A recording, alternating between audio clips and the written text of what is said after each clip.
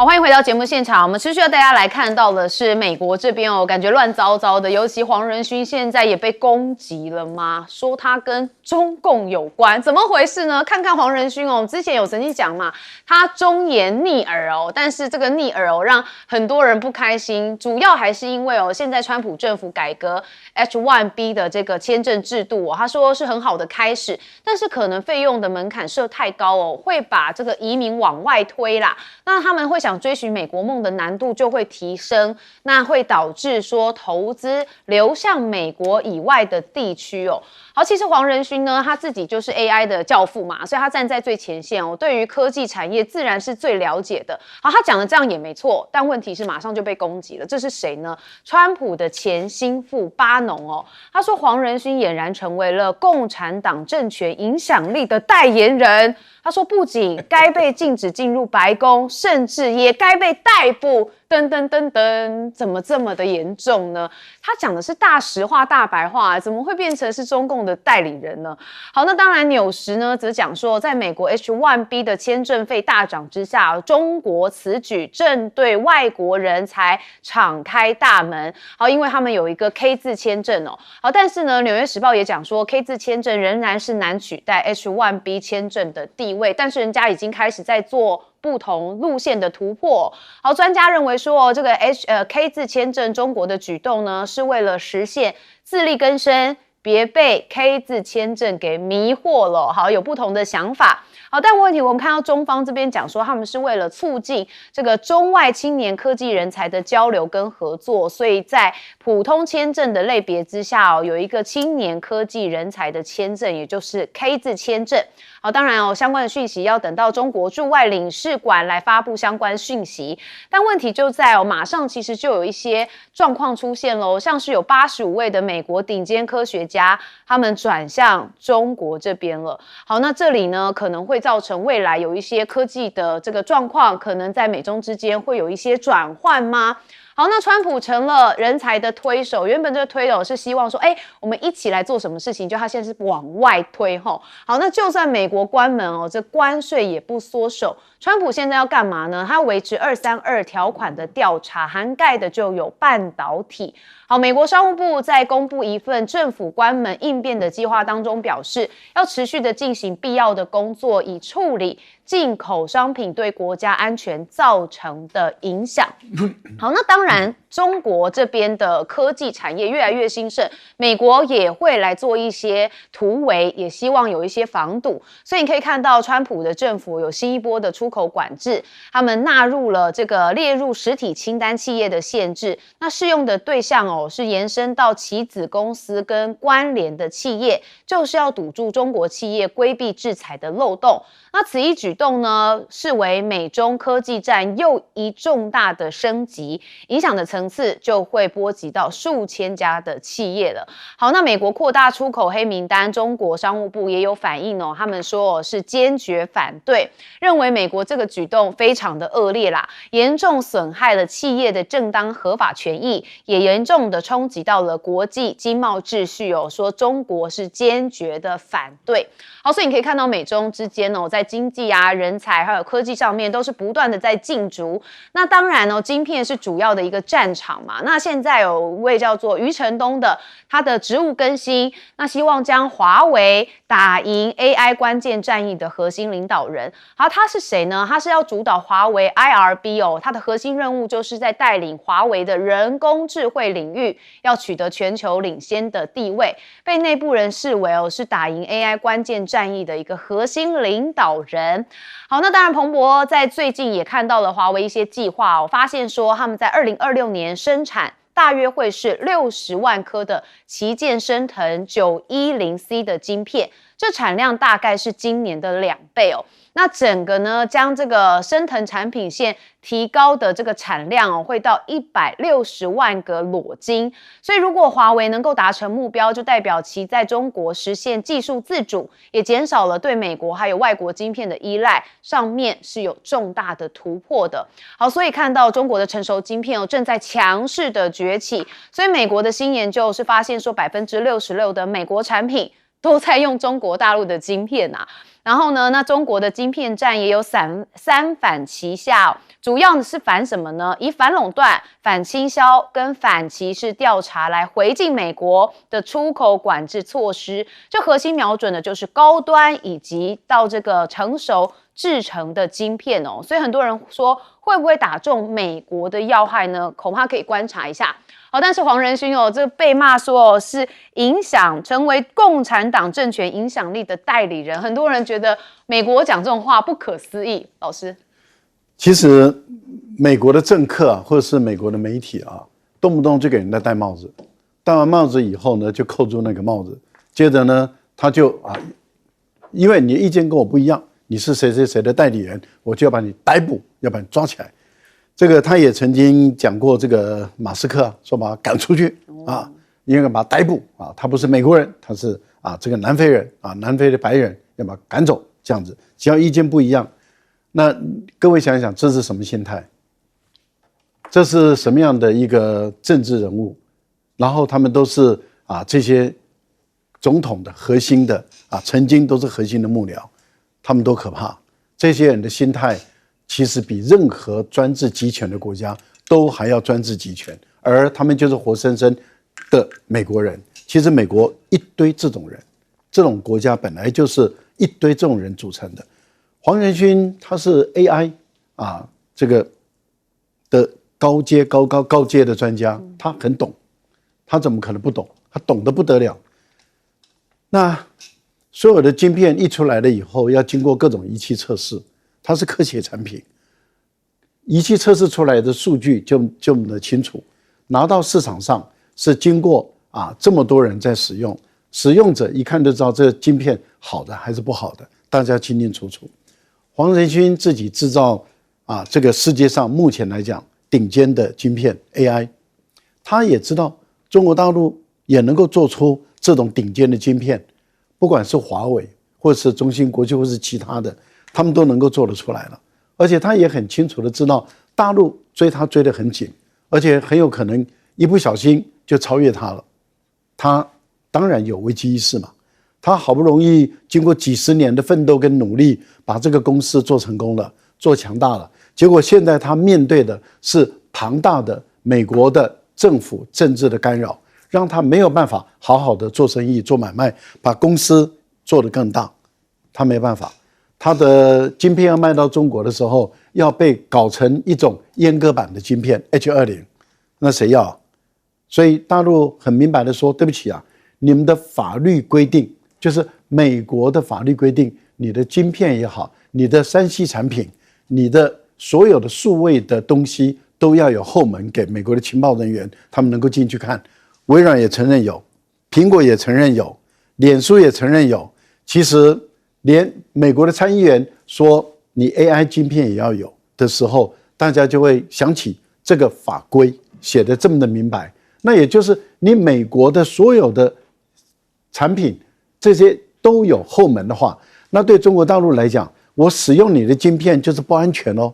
所以它不安全、不环保、不先进，当然不买嘛。一旦没有这样的中国大陆的市场，那请问一下，你黄仁勋的英伟达在国际上怎么跟中国大陆的这个晶片公司在未来怎么竞争？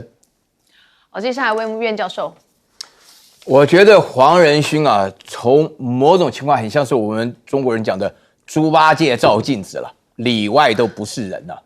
他长的样子不对了，他应该去整形的了，整得像 Tom Cruise 一样，可能会好一点了。黄仁勋要评价 H1B 签证的话，黄仁勋的背景就是我那个年代的小留学生基本上的话呢就没当兵了，比较属于有机会出去的了。在这种情况下，他今天所缔造的成就照理说来他就不应该说话。但是黄仁勋本身对中国看样子还是蛮有感情的了。人家那个苏之峰就不讲话了黄仁勋的话很多他尤其是讲到什么呢？就是人家美国人一直要问这种科技的专家就说美国的科技跟中国的科技到底美国还领先多久？人家已经给他答案了。如果他讲说 2 or 3 years， 那这个就过关了。这个 Stephen Bannon 的话呢，本身来讲是个疯子，他啥都不会。啊，这个人的话呢，基本上的话也是被这个川普已经够疯狂，但是他发觉这个一个是这个波顿，一个是这个巴农，他们更疯狂，所以都不敢用他们啊。那在这种情况下的话呢，黄仁勋讲到了说 nanoseconds 1秒分成多少100万份呢、叫 nanoseconds 啊，就是叫做奈秒。这种情况下，意思就是说我们稍微不注意就可能要输了。在这种情况下，那的确啊，这黄仁勋讲的是实话，但是问题是你要了解你的情况。对不对？你现在是猪八戒的时候呢，你就少说话，你那个耙子耙一耙就可以了。你现在的话呢，就是说人家讲你做什么事情，你知道，因为大陆他原来讲的那个 H20的芯片啊 ，H100不能卖 ，H800不能卖 ，H200不能卖。然后卢特尼克刚刚讲到那个卢特尼克那个葫芦蛋呢，长得满嘴那个胡子那个样子的，他基本上讲说，我们只给第4等的芯片卖给中国，而且要保证所有中国的科技完全在美国的掌控之中。这不透露2个大玄机吗？第一个看不起中国，第二个的话呢，就是基本上那个后门嘛。所以说呢，他这个。黄仁勋在一开始的话呢，他应该老早就知道他的那个英伟的 NVIDIA 这个芯片不可能在中国卖得很好的。为什么呢？我跟大家强调，第一个原因的话呢，这是激发了中国的科技民族主义啊。说句良心话，我并不认同科技可以变成一个民族主义的发展，因为这个过度偏颇。我总是强调人文教育，但是目前这种情况下，我也没什么话讲。然后第二点的话呢，就是因为它本身来讲，所有的东西要卖之前，你要库存，这个库存明显大陆不买的话，那要卖给谁？然后第三点的话呢，黄仁勋目前为止在美国的情况下啊，表面上看起来很风光啊，实际上的话呢，大家有没有想过一个问题？那华为本身的话呢，那个于大嘴讲呢啊，不要说遥遥领先了，就是他来负责 AI 的话呢，那么这个生成910 10 910第一步一步下来的话，那等到一段时间以后，那中国有自己的 AI 芯片之后，还会要美国的吗？这个也是受到黄仁勋很大的影响啊，对不对？好，我们接下来问厉将军。我觉得黄仁勋讲这种话是在给川普找一个台阶下，但是没想到会被自己人攻击。为什么这个从这个 H1B 的这个法案最早是老布希时代，他为了延揽外国的人才，然后到美国为美国所用，所以他有 H1B 是高科技人才。其实现在来讲有2个人他就是 H1B 然后到美国去的，一个马斯克，他是南非人嘛，第二个是谁你知道？就川普他老婆，对美兰妮亚，她是南斯拉夫人，他们2位当初都是用 H1B 的签证才到美国去那当然呢，原来的最初的构想是希望这些人才留在美国帮美国作业，但是关键在什么？后来来讲的话，他们发现这些外国人来的这些科学家是高科技的人才，他们的费用，他们的聘请他们的费用比美国自己的人要便宜15%到20%。也就是说，我用美国人的话会比较贵，我用这些人会比较便宜。那当然，就企业来讲的话，我同样雇一个人，我当然用便宜的人，15%到20%很多了，所以他就不雇佣美国自己的科学家，而用外国的这些科学家。那川普现在的想法说，你怎么可以都不用我们自己美国人，对不对？我们要 MAGA， 我们要美国战士伟大包括不只是东西，包括到人才，你都要用我们自己美国人。所以他就设了这个 H1B 签证，要到$10万这么多那你这个后续来讲的话，这些人就不会再到美国去工作了嘛？因为我进去光一个签证费这么贵，那后续来讲的话，这个我薪资都没办法付，那这些人才大概也就不愿意到美国去。好，那在这种状况之下，黄仁勋出来讲这种话，这是很好一个政策，人才这个我们希望说是美国可以用美国自己的人才，但是是不是太贵了？就是你不要那么贵，你这样外国的人才会继续来为我所用。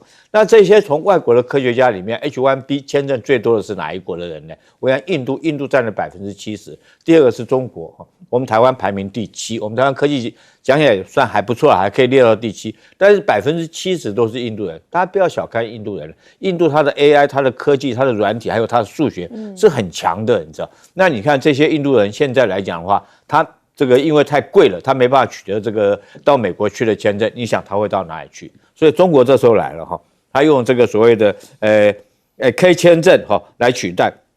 这 K 签证讲就是跟美国抢人才嘛。那你这个印度来讲，最近来讲，我们看到印度那个贾康姐他就在讲说，中国这个 K 签证很好贾康姐在他们印度里面新闻讲的，他就是说印度如果的话，这些人才在印度来讲的话，他就没有工作。这个会造成自己国内的人才的浪费所以他希望这些人到这个另外找出路。那现在最好就是到中国，因为中国给了 K 签证，然后也是类似美国的这个，就是高科技人才，我用签证让你可以到我中国来工作。所以这个我想说，未来的 AI 科技产业，除了说是资本要集中之外，另外人才也要集中。我觉得中国是很明显的，美国川普将人才推出去，那中国赶快开大门，把这些人才全部接进到国内。那以后科技业的发展，我想中国一定会知道有一天会超越美国的。好，这就是美国最担心的哦。但是这两大国在科技上面当然是会这个亦步亦趋嘛，然后会有一些竞争哦，一下这超车，一下那超车。好，我们大家就持续观察。我们休息一下，马上回来。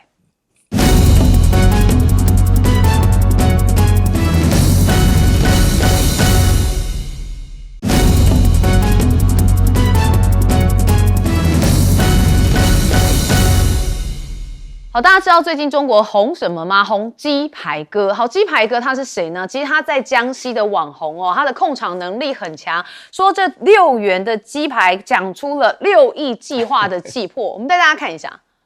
我现在因为我的工作的重心，我只是说在我的分内的事情，我一定会做好。就是说，一个是严格把公司的安全把控卫生，国庆的它的能量要大嘛，那么标准能量才能够把我指定这种出来，我指定在我的工作当中尽量去做，这样公司好，逻辑很好哦，讲话真的头头是道。好，这是热搜，百度热搜呢在第2名哦。人民网评这个鸡排哥爆火，说他是江西南昌人，因为脱口秀式的经营和高情绪价值服务爆红了网路哦，所以大家看到他的这个已经粉丝来到44.8万哦，这获赞是212.8万哦。好，那9月23号他就开通了这个社交媒体的账号，你看一下就这么多人哦，所以到9月29号粉丝已经飙到了44.8万了。好，大家就好奇说他卖鸡排到底有什么魅力哦？再带大家看一下。鸡排哥，你火了耶！后面有1000个人哦，天哪！我的控场能力是非常非常强的。我说这里是一片天空，你就是这个天空里面最闪亮的那颗星。他跟你吃应该是我的荣幸。我只能说你值得拥有。好，谢谢。你是精英，你可以值得拥有这世界上任何美好的东西。其实你的考虑才是我的标准。我将会按照你的要求去做。好，难怪鸡排哥爆红哦，大家感觉到满满的情绪价值哦，这一整天都开心了起来。好，那当然我们也看到了发展低空经济哦，中国大陆自主研发了是载人飞艇祥云哦，完成了首度高原低空的飞行哦。好，那这部分呢是首次1000公尺以上高海拔地区的飞行，这个低空飞行。然后所以呢也看到了这个载人飞艇飞越了地球的裂缝，见证了世界第1高桥的建成通车哦，所以带大家看一下这个建成通车的画面哦。好，包含的是云端视角啊，略过的是花江峡谷大桥哦，见证了这座世界第1高桥建成的通车。所以从空中俯瞰哦，这非常的壮观跟震撼哦。这大桥中段还设置了水幕的装置哦，像瀑布一样的视觉效果，配合灯光系统，在夜间呈现了绚丽多彩的灯光秀，相当厉害。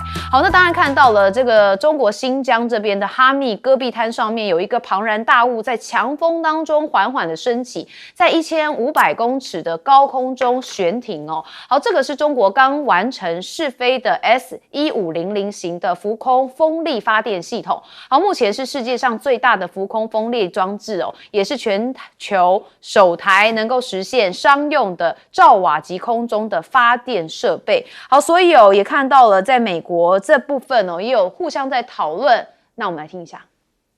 Controls almost all of the world's rare earth mining. Which country controls almost all of the critical mineral processing and refining? China. Country is leading when it comes to drones. China is formidable. The United States also has capabilities as well. But who can manufacture at scale? China.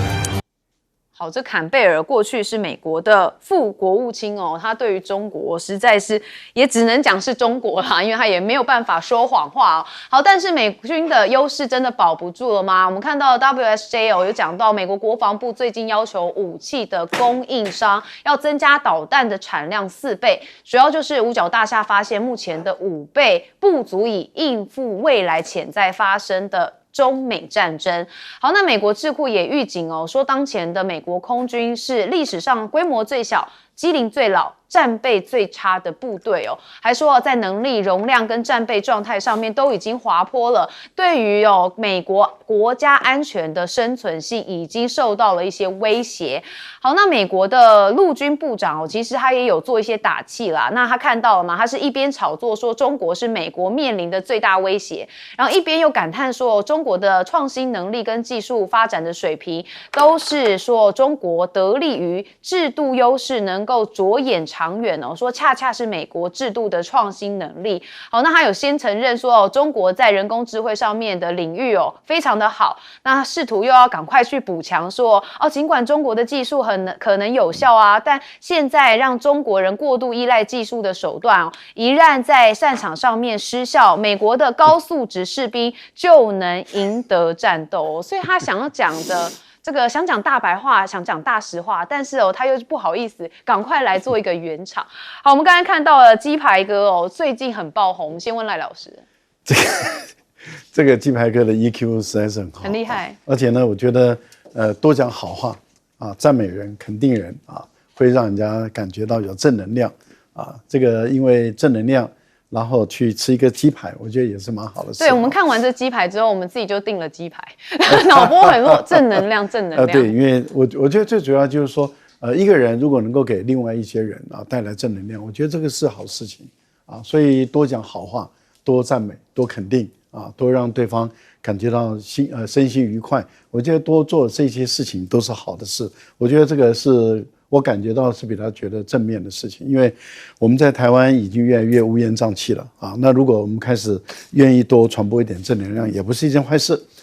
大陆的低空经济不能小看哦，它在目前来说很有可能会是全世界最领先的，而且是遥遥领先。它不是领先一点点，它是遥遥的领先全世界。我真的是很期待了，我们更多的年轻的学科技的、学商业的朋友们到大陆去看，他们的各省都在发展低空经济。这个低空经济目前来讲，他们很有可能再过不到几年这个无人的这个空中载具，也就是在1000米以下叫低空经济嘛，1000米以下，然后无人机用螺旋的而且基本上很安全，因为它可能是6个、8个、10个的螺旋桨，而且是每一个都是独立的一个供电系统，所以哪一个螺旋桨坏了，不会因为这样就掉下来，它都有这个安全的措施。那目前来讲，大陆在积极很快速的推动，它可以把人从 A 点送到 B 点，都是透过这个无人机，所以以后的无人空中的计程车会成为一个在大陆的城市交通的一个常态。它可以送人，可以送物资，可以送血液，然后可以送医疗的紧急的器材，也可以作为消防。也就是说，你高楼大厦以后不用再担心那个水管喷不上去了，也可以用无人机去破窗、投送这些消防的衣服、氧气袋等等的，然后甚至灭火器都可以用这个无人机来做。无人机的浇水那个熄火全部都可以做。所以我觉得大陆的无人机，美国跟不上。坦白讲，全世界没有一个国家赶上来。那您刚刚介绍的那个无人风车，这个无人风车它跟这个大风扇的不一样。我们一般的大风扇它是固定式的，直立在这个基地上，然后很大，它的螺旋桨。可是这种风扇它的需要的面积大概6个篮球场这么大就可以。它把它升空以后，它就可以发电了，而且它的电流量很大。目前来讲，他们的科学已经证实是可以。现在他们在推广的是如何把它商业运转。哇，这速度跟这个拼的速度很快好，我们请问苑教授。对，我跟你讲这边要提到最后这个强调这个观点我再跟大家念一下尽管中国的科技现在可能相当有效，但也可能让中国人过度依赖科技手段。一旦在战场士兵的美国的高素质士兵能够赢得战斗，我一听讲反了吧我觉得大陆，因为我们经常就是看到有我们山东人里面当兵的多我们最好的人基本上都非常非常的光荣参军啊，就是这个当兵啊、打仗啊、当军人啊、当军官啊、当将官的非常多啊。我告诉大家啊，素质高啊，军人的素质要看的是士气，有没有武德啊。我旁边坐的将军，他们就很有武德。另外最重要的是什么呢？最重要的是展现出来那种决心跟勇气。美国的士兵有吗？我认为美国的科技应该还可以，但是美国的士兵有素质比较高的问题吗？如果美国士兵的素质很高，那琉球不会发生这么多事儿啊，对不对？以前我在欧洲住的时候，这个欧洲那个德国的话呢，那个美国大兵非常多啊，大家都感觉到说是捏把汗了，是不对啊？美国的士兵啊，美国的科技很好，这个他们这个基本上来讲的话呢，他们这个素质就是啊，我个人呢比较打个问号。然后呢，另外这边剩下的消息讲的话呢，一件事情。内在的话，大家不要看鸡排哥啊，鸡排哥的话呢，讲什么，我觉得控制什么不重要，但他讲的第一句话，确保食物安全，这个跟胖东来的效果是一样的。大陆本身来讲，在 promote、在促销、在提倡这种观念，就是要提倡食物的安全，这是一个非常非常重要的一个观念啊。因为什么呢？这是大陆一般民生需要的。那另外的话呢，强调科技当中的话，其他来讲的话呢，都是为了民生方便，尤其是注重的是发电啊。我先强调一下，花河峡谷全世界最高的吊桥，你知道它那个工程的难度啊，让人真的是叹为观止啊。那因为我们上一节才刚讲到台湾的潜水艇搞不出来啊，负责的人的话，潜水艇之父都已经不愿意当这个爸爸了啊，我们这真的是不成比例。那另外的话呢，强调在新疆这边发电，我觉得大陆本身针对于电气就是电力的发电的话，用新能源来取代旧能源的时候，因为大家要知道未来的时代当中的话呢，有生能源的开采、化学能源、化工能源、化石能源都会有限。那新能源的开采，以 AI 的发展，甚至于对未来的很多事情，就电力来讲，甚至跑到别的星球去都要用电。所以说，想尽办法来发电。我觉得新疆的这个发电的措施，不单单是为了在大陆已经有很多种有效发电措施之外，又增添一笔。这个的话呢，如果能够到火星去发电，那搬到火星去就不再是梦，是非常非常有可能的一件事情。所以说，这个大家要密切的观察一下。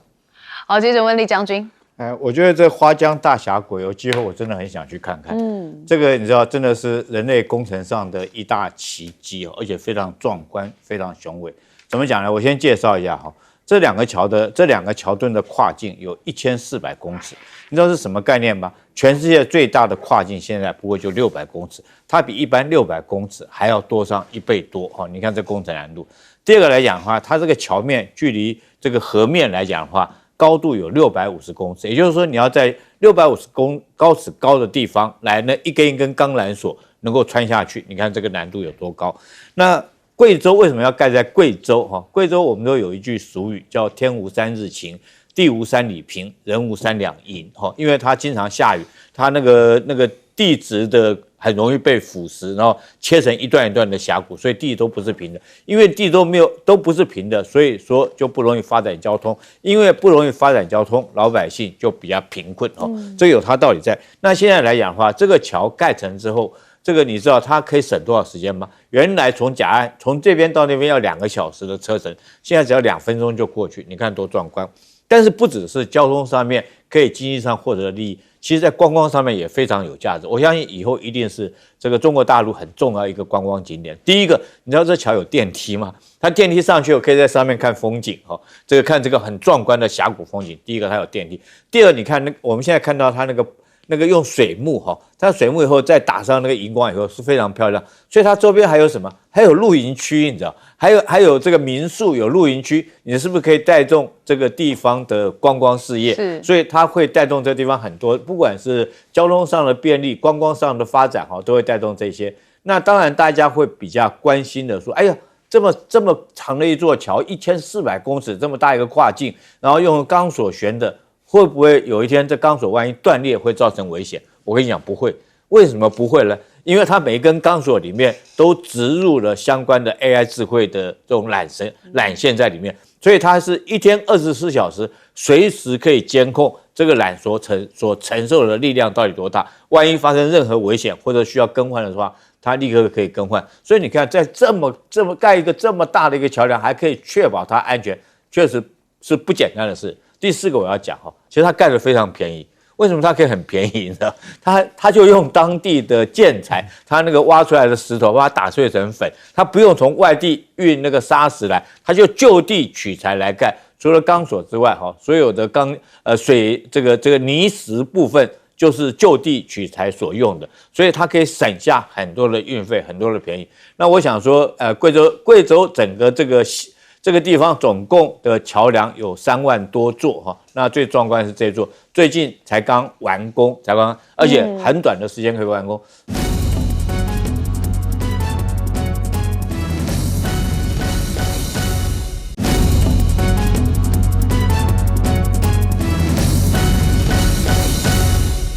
带你追查事件真相，掌握政局的变化。观众朋友你好，欢迎加入今天的新闻大白话，我是主持人谭一文。好，带您介绍加入这1个小时的特别来宾。首先是国际政治专家赖岳谦，主持人好，观众朋友大家好。还有退役少将厉正杰，一轮好，各位观众大家好。以及台大哲学系教授苑举正。一轮好，各位观众朋友大家好。好，我们首先要看到美国，因为我们看到美国，他现在讲了台湾的大案子快定了，这大概是说什么呢？不过蛮多人认为应该是在关税的部分哦，尤其是半导体嘛。我们看到卢特尼克说，推进半导体本土制造的决心目标就是要将晶片自制率提高到40%。他说，美国太依赖台湾生产的晶片，对双方都不好，所以提议美台生产要各半，也就是55分。好，这阵子呢，大家都在讨论这个55分的说法，而且都在评断各自的利弊哦。好，我们要看到行政院的经贸办怎么回应呢？他说这是美方的说法，不予评论，会审慎以对。但是 PT 网友是炸锅，认为说，美国你是谁啊？共产党吗？根本比中共更像匪国哦。还有人说屁啦，55就准备灭台了。确实哦，这个半导体真的是我们最坚强的细盾哦，能够这样子55分吗？我们看到行政院副院长郑丽君再到美国，他是在上周的时候，他重点聚焦就是在232条款的调整，说希望在美国可以设立一个类科学园区啊，协助台厂投资的模式，以及晶片制造产能分工等议题都在进行讨论。好，但问题是现在外媒像是彭博认为说，这是一场全球半导体产业的激进转变。好，说因为要将密集且互相依存的供应链移植到美国，不仅需要晶圆厂本身哦，还得说服数十家零组件跟材料供应商一同来迁移。所以像是华尔街日报也认为说，要让美国晶片产能跟进口的数量匹配，远比单纯增加投资还要更困难，因为海外产品更便宜，供应链难以调整，那美国要扩充产能也需要时间，而且最重要，美国人能够像台湾人一样在工作上面韧性这么强吗？恐怕要打一个问号哦。好，那美国到底要对台湾怎么样？很多人认为有点掏空的感觉。好，那这个晶片55分哦，也让我们的这个老谢金河认为说，这个奴特尼克站出来说，台湾的时间来了，台湾想要把税率从20%叠加往15%或更低的话，一定要付出代价。好，必须审慎来面对。他说，美国这样的喊话符合川普的交易3部曲惯用的手法，就是先以惊吓制造压力，再引发惊奇，最后才可能转为惊喜。好，所以他认为目前美方是处于第一阶段，也就是惊吓。好，接下来关键就在台湾如何应对。好，那因为这个晶片55分的讨论很多嘛，所以我们也看到很多的专家认为说，这不会是单纯的产能分配的问题哦，而是美国已经把国家安全置于经济效率的信号。那一旦台积电被迫在美国扩厂到足以对半平衡，就会牵动的是资本、人力跟供应链的迁移。那最终呢，可能就会掏空台湾本地的投资动能。好，所以更敏感的是，台湾长期掌握全球大概是90%以上的先进制程产能哦，这个优势可能就会变成本来是跟美方谈判的筹码。那如果细盾被重新定义的话，台湾就必须以战略的眼光权衡短期分散的代价，还有长期安全的可能收益哦。好，所以我们看到有人就做了梗图哦，这左右两边哦，就认为说绿就讲台湾生产美国所需要95%的晶片，这就是细盾，就是我们的底气。对岸若打来，美国会罩我们。那当然也有人哦是认为说，恐怕是会变成这样来，就是美国讲说台湾对于生产美国所需的95% 95%晶片自我感觉良好，这种情况显然不健康。我们要让台美各自一半的分量来申请晶片。好，但问题是55现在如果55分真的真的是走到这样的话，很多人担心接下来它会变成5跟95评分，或者是0跟100，也就是美国全部都拿去有可能的。好，那当然讲到晶片完之后，大家也很关心国造潜舰哦，也就是到底现在能不能下潜，能不能浮上来呢？好，我们看到推手黄树光他请辞了，他的妹妹黄珊珊是曝光说是家里有些事情，不过国家的政策是一棒接一棒，所以不因为一个人而受到影响。好，但是呢，退役的这个海军上校郭喜则认为说，现在这个潜舰国造的原型舰海鲲号进度延宕，不仅各系统没有办法的连接，这战斗系统也没有办法整合，所以距离完成测试的路程还相当遥远。不过海军这边是说，郭喜的评论是不予评论，因为他认为这是个人的言论。好，那再看到的是郭正亮。他说，据了解，海鲲号的潜舰最快可能在9月30号，也就是今天嘛，进行第4次的海试哦。第5次将进行潜水区域的潜航测试，第6次进行深潜测试，希望可以赶上11月交舰。然后他也讲到说这个潜舰进行下潜作业的时候，最好就是王定宇委员一起去让大家更有信心。好，那我们也看到反观美国现在在这边是不是也有拉高了两岸的情势呢？因为像解放军演练他们发现说，其实渡轮可能会是他们一个非常重要的武器这是澳洲广播公司引述看到一份美国的机密军情报告指出，中国迅速的在扩建这个商用渡轮的船队，要建构侵台的能力。甚至中国还报道说，中国商用渡轮的生产规模已经引起了五角大厦的警觉那华府智库战略以及国际研究中心就说，这些渡轮平常都是载客载货，但是偶尔真的有拍到他们有参与军演。好，澳洲战略政策的研究所专家就指出说，中国无疑正在建构一个侵台的能力。好，那当然北京大学这边的研究中心主任则是怒斥说，这份美方军情的评估对中国是一种赤裸裸的威胁。好，所以我们也看到了，现在台湾的大案子定了吗？但我要讲的是，目前到现在在台美之间的关税其实这个行政院端完全都没有任何公开的告诉大家到底目前的状况是什么，反而美方说的还比较多，所以大家都在猜。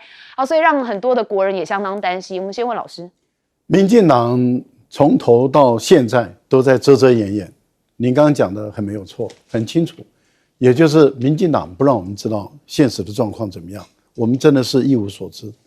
台湾的企业、厂商、老百姓、普通的这些大学教授，其实也都完全都不知道到底怎么一回事，没有人知道，遮遮掩掩。可是美国已经直接的就明说了，也就是我要你的半导体的一半。那台湾的半导体产业有多重要？我们台湾的每一年的 GDP 以2024年就去年为例，最新嘛我们大概在7600多亿美元左右。我们的 IC 产业的一年，就去年，它的总产值大概在1100亿美元左右。那晶圆代工也是1100多亿美元，所以就200-300亿美元了。如果再加上其他的，可能快接近3000亿美元，快到一半了。虽然不到我们的 GDP 的一半，但已经快到一半了。所以这个3C 产业在我们台湾来说是命根子是这么的重要。美国说，由于我们的晶片95%都在你台湾生产，太危险了。如果大陆，因为他说他这个鲁克尼克自己讲的，他说解放军现在在准备要攻台，而且他有能力攻台，而台湾没有能力自我防卫，美国也没有能力保护你，美国也不敢保护你，他也打不起，因为科比最近的国防战略报告书已经出来了，美国绝对不能够为台湾而打仗，这个已经写得很明白。那在这样的一个情形下，对鲁特尼克来说，那美国手机、美国的这个汽车用的晶片，美国所有的家庭用品所用的晶片，那就会断供了，那不行，所以对美国不安全。那因此你台湾全部都要，你要给我，一半以上。那一半以上并不是说你的晶片送给我一半以上，而是你的这个晶片的制造商、IC 的制造商、代工的制造商要到美国要一半，我要一半。然后他说我们现在美国占全世界的比重2%，但是在我任内我要拿到40%，占全球的比重。台湾的半导体估计在2030年要占全世界的比重17%左右，先进制程的要占到80%以上。那你想想看，对于台湾来讲，这个晶片是一个这么重要的经济命脉，结果美国人要走一半。如果美国人拿走一半以后，您知道损失的是什么？其实房地产也没了，因为我们的台积电盖到哪里，周边的房地产涨到哪里，建筑业、房地产业，还有它带动的当地的商业城市、城镇的繁荣，高雄没了，台南没了，台中没了，新竹没了，竹科没了，那个内湖科学园区都没了，全部都往下降，我们的 GDP 会少多少？我们会变成多穷的一个台湾，这个是很要不得的事。谢金河我学弟了，可是我觉得他讲的话不对。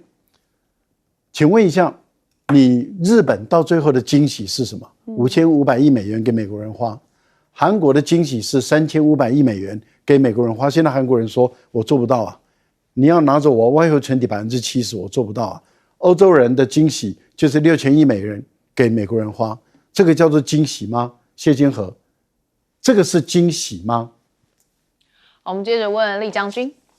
我觉得这个解放军渡轮的这个制造哈，确实是准备攻台的一个利器，而且我们国防部绝对不要轻忽这个讯息哈。这个讯息其实我观察很久，最早释放出来这个讯息是在去年12月的时候，那时候习近平到福建的绍安就去督导这种滚装货轮。我先说明一下。什么叫做滚装货轮？滚装货轮它就是这个门打开来以后，这个甲板一放下来以后，它里面的车辆可以从这边直接开出来，就直接开到码头上面哈。那是用来运输什么呢？譬如说这个车辆的运输，譬如说比亚迪的车，比亚迪公司他们自己就制造了很多艘这种渡轮哈，运到国外去的时候，它这个汽车从上面直接开下来，那也可以运输推土机或者是怪手从上面直接运下来，这个叫我们称之为滚装货轮。那中国大陆现在来讲，这种滚装货轮概略有70艘。那以我来判断的话，每一艘它如果里面是装战车，直接靠到码头放下来，战车直接开下来，一艘滚装货轮最少可以带一个完整的战车营的战力哦。它现在有70艘。那去年12月的时候，习近平到福建绍安去看这个滚装货轮。那当然他说这个因为比亚迪他们要外销嘛，他需要用这种滚装货轮来外销。那目的是在做商业外贸的一个行为。可是我们不禁想，你为什么要到绍安去？绍安港有多重要？绍安港外面那个岛叫东山岛，在1953年的时候，我们曾经试图在那边空降作战，想要夺回这个东山岛，因为那个地方可以吓阻绍安港。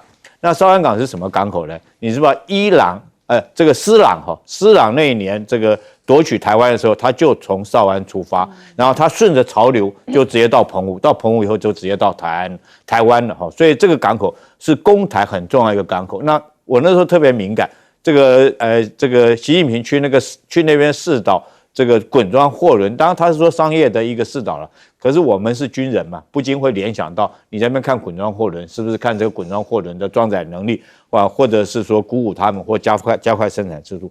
那滚装货轮对登陆作战有多大的影响呢？我们知道，其实登陆作战其实第一波来讲的话并不重要，我们看到那种2栖登陆、那涉水那些都是小事。第一波这个抢滩登陆步兵上来以后，大概往前面只能推5公里的距离。5公里之后是什么部队上来？是我们看到马德雷3号那种这个2栖登陆舰，我们称之为开口笑那它那个坡度要30度的这种沙滩，它直接靠上来以后，这个甲板一放，然后战车从里面开出来。这时候是下来在什么时间呢？是在涨潮前2个钟头，他抢滩上来。为什么涨潮前2个钟头？因为他下来以后作业就2个钟头，里面的货物啊、车辆啊下来要2个钟头。作业完以后潮水上来，他船就拉后锚，这个从后锚那边一拉，船就可以推出去了。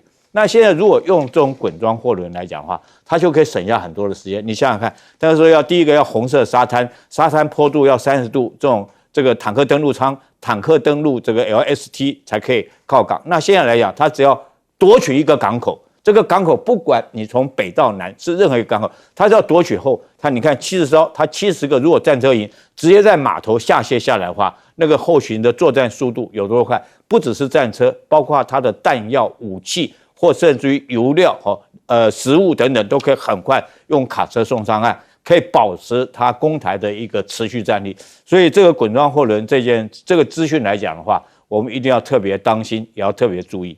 真的要非常谨慎哦。我们接着问苑教授，你看看那个卢特尼克跟谢金河的那个照片啊，我看完以后一肚子气。卢特尼克满脸愁容啊，谢金河笑的惊喜已经来临了。为什么呢？我跟大家强调一件事情啊，如果说是把台积电拉到美国去生产什么55波啊，或是10比9啊，或者甚至于0.5比9.5啊，我跟你讲啊，绝对没有这么简单的事情，因为你一个产业要生产的过去的话，包含了人、事、时、地、物。我现在强调人，美国有没有这种工业人才？我们是一整代我们这个年龄一整代人，通通都是拿读电机当第一志愿哦。我们学校电机系到今天来讲，都是理工人才的第一志愿呢。美国有没有这样搞？美国的第一志愿不是搞财经就是搞法律顶多是加个医学。那第二点的话呢，这个事情你要做什么事情，你心里要知道这个分工规划各方面的话呢，事情没办法进行。为什么？因为美国有工会现在这个台积电在亚利桑那州，大家去问一下，那个台积电被搞得人不人鬼不鬼的，在生产上来讲受到很大的牵制。这个大家都知道，我自己家有朋友2个人的话，就跑到美国去，老公是台积电工程师，他们都是去生孩子的，回来马上就要回来了，生完就回来了然后第3点的话呢，时间，这个时间点的话呢，我告诉大家，美国要是自己能生产的话呢，也就不会这么就让给台湾的高科技。美国说什么？川普说台湾偷的。台湾偷的，台湾是一点一滴我是经历过台湾贫穷的时候我的印象中就是从来没有像今天这么富裕的原因，就是因为我们因为高科技产生的信心，我们这一代人的努力现在完全都付下去了。第一点的话，台湾这边的出口多方便了，新竹园区一下子大家看到没有？从那个台湾的那个高速公路，从台北到基隆到新竹这一段的话，出口为什么常常堵车？原因就是很近一下子1-2个钟头就已经出去，生产完就出去。美国知道什么叫亚利桑那州吗？什么叫凤凰城吗？你敢去吗？除了仙人掌外，就是这个就是大毒蛇还有什么东西？这种情况下来讲的话呢，大家知道，那么这个物件的话呢，我觉得这个问题很麻烦。为什么？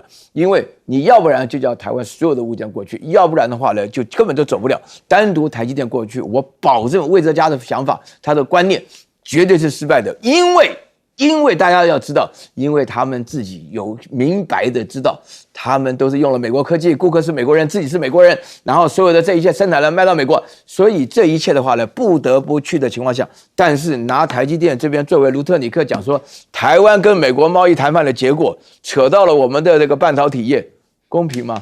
不要说是抢夺实际上是要我们的命脉我们是不留在外国回来教书的人，现在面对这种生存，好像眼前一个毒药另外一个的话呢，这个就是这个饿的这个饥餐碌碌的随便给你吃的东西，吃毒药还是吃这种很烂的食物，变成这个样子，大家要想一想这个实在是悲哀到极点了，你知道吗？好，其实蛮多人都有这样的焦虑就是说，如果台积电真的全部都到美国的话，那台湾还剩下什么呢？可问题就是我们的赖政府都没有告诉大家，我们到底谈了什么。好，我们休息一下，马上回来。